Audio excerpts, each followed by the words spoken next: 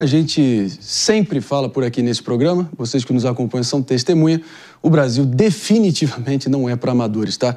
Isso porque nesse momento, pessoal, recebemos informações de que o Comando Vermelho, sim, a maior facção criminosa fluminense que já vem se espalhando o Brasil afora, estaria querendo colocar ordem no Rio de Janeiro, pelo menos é o que diz um aviso que viralizou na internet, tá? E foi divulgado pelo site Metrópolis. O Comando Vermelho veio a público a ameaçar a dar uma surra em quem quer dar um grau em moto. David de Tarso vai tentar aqui traduzir do criminês para o português exatamente o que essas mensagens estão querendo dizer nessas, elas que foram divulgadas pelo WhatsApp originalmente, né?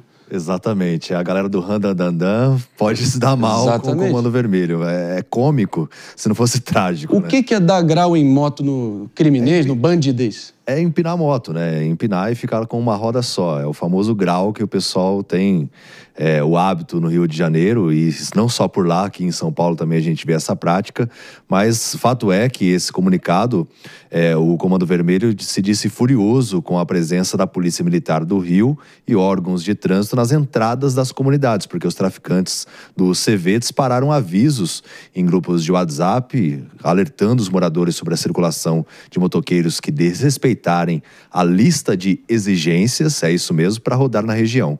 O aviso é claro: quem for flagrado fazendo manobras perigosas ou utilizando escapamentos modificados, poderá levar uma surra ou perder a motocicleta. Meus amigos, claro que o nosso David de Tarso, minha dupla David de Tarso, estava com a palavra aqui, pessoal, para você também que está nos ouvindo pela Rede Jovem Pan de Rádio. A gente segue repercutindo agora um aviso, mais do que claro, deixado ali pelos faccionados do Comando Vermelho, facção que nasceu ali no presídio de Ilha Grande, nos anos de chumbo, e hoje em dia acelera na linha do tempo para 2025. Teve até 3 novos estados, só no ano passado, onde o Comando Vermelho, dos 23 que já ocupa além do Distrito Federal em algum grau, incluindo Espírito Santo, Pernambuco e Amapá, para vocês verem que eles vieram a público dizendo que qualquer moto que ali no entorno deles desse um grau, ou seja, fizesse aquelas manobras alucinadas e arriscadas, e chamassem assim a atenção das autoridades ali para o entorno deles, seria devidamente passados para que me apoiar também na terminologia do bandidez, Mano Ferreira. Olha o nível que a coisa chegou. Pois é, mais uma vez a gente vê o domínio do tráfico sobre regiões do Rio de Janeiro, a ponto de se sentirem à vontade para emitir um comunicado como esse. É claro que ninguém aqui vai passar pano para quem está fazendo grau na moto, porque isso é arriscado, né? Às vezes, pessoas passando, pedestres, fica muito mais fácil perder o controle da moto via gerar um acidente com vítimas. Então, é claro que essa prática precisa ser reprimida, mas reprimida pelo poder público, reprimida pelos agentes de trânsito, pela nossa capacidade de fazer com que a lei seja o império nos nossos territórios nacionais e não o crime. A punição devida também via infração de trânsito e não através do caixão, como está prometendo o Comando Vermelho. Né? Mas você vê como que funciona, né? Por exemplo, a gente citou recentemente cidades onde, infelizmente, essas facções agem, e aí todas as pessoas respeitam. Agora, quando um policial para uma moto, a pessoa fica questionando a atividade policial. Então, é mais um episódio daquela velha frase que a gente sempre pronuncia, né? As pessoas só respeitam aquilo que elas temem. Agora, você do outro lado, por acaso, lembra da famigerada, eu diria desgraçada, ADPF 635?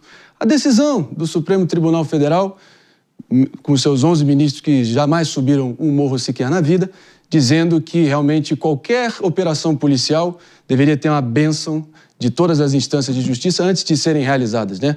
Nos últimos 5 anos, após 5 anos em vigor, o Comando Vermelho cresceu 25%, as operações policiais caíram 60%. E claro que o Comando Vermelho avançou, a milícia avançou e o povo, claro, recuou. Não podia subir helicóptero, não podia realmente mobilizar os efetivos policiais de S. Peixoto, e a gente vê essa situação seguir, enfim, só degrigolando para muito pior, não é isso? Não, e eu acho que tem vários problemas aqui, e o mais grave é que existe um Brasil de um estado paralelo. Qual que é esse Brasil desse Estado paralelo? É um Brasil em que não existe o Estado, não existe o corpo jurídico do Estado, mas existe o crime organizado e seus controles. E é como se nesse espaço a Constituição brasileira, a legislação brasileira não valesse o que vale a lei do crime. E isso é possível em medidas como a DPF 635, que de fato deixaram esse ambiente ele se fortalecer em suas estruturas do poder, quando de fato mantinham várias dificuldades para que a polícia, para que os órgãos competentes entrassem ali, se não notificassem outros 22 em operações policiais, o que fortaleceu muito o crime organizado no país. Mas me assusta muito, André, nesse assunto, quando a gente vê que o crime organizado, ele tá fazendo papel, por assim dizer, bem abre aspas aqui, de policiais da região. Então, existe uma lógica aqui muito danosa de uma figura que é o crime, que comete atrocidades muito maior que dar grau numa moto, mas que, de fato, vai lá e pensa, eu mando nessa região, eu tenho que cuidar dessa região. Quem tem que cuidar dessa região é o Estado brasileiro. E nós estamos falando do Estado que, para pegar um caso, prefeito do Rio de Janeiro. Prefeito do Rio de Janeiro parece, às vezes, mais preocupado em escolher qual é a próxima banda que vai tocar no próximo show que ele vai fazer ali na praia de Copacabana, do que endereçar problemas centrais com, de fato, as guardas municipais e outras situações. Então, é muito grave a confusão, a bagunça, que não só no Rio de Janeiro, mas que o Brasil está virando, aonde o crime se vê no lugar da polícia. É um absurdo total. Agora, não chega a ser novidade para ninguém que acompanha minimamente o mundo da criminalidade, Michele Barros, de que crimes de menor potencial ofensivo, como roubos, furtos e assaltos, que são realizados no entorno dessas regiões, desses continentes criminosos que cada vez mais aumentam, e dominados por facções como o Comando Vermelho, eles são desencorajados e coibidos pelos próprios bandidos, exatamente para não atrair a atenção das autoridades, para não haver blitz, para não haver ali patrulhamento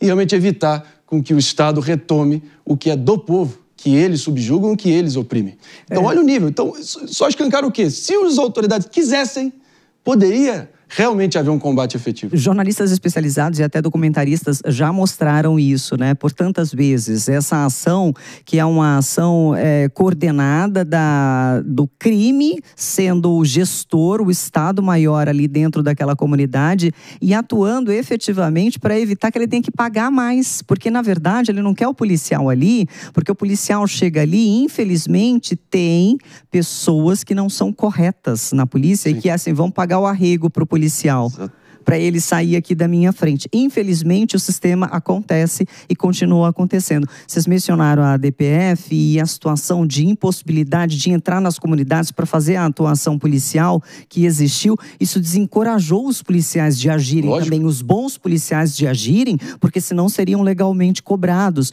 E eu conheço empresários do Rio de Janeiro que trabalham com transporte de carga e que por várias vezes tiveram um veículo furtado ou roubado efetivamente, com uso de arma de fogo e violência, e os veículos entravam, a partir do momento, começava o rastreamento, a partir do momento que entrava na comunidade, o pessoal dizia assim, aciona o seguro, porque não vai ter jeito, a gente não pode entrar lá. Então, assim, a polícia se sentiu desencorajada. O bom policial, né, o que queria atuar ali, infelizmente é essa situação que a gente vivencia agora, o Comando Vermelho dando ordem, a torta é direito. Mano Ferreira, enquanto isso o povo morre, a PM recua, o vagabundo faccionado fica aí sorrindo de ponta a ponta, e o STF monitora, e o Estado faz o quê? Fica fazendo pedido de paz e nota de repúdio no X, no Twitter?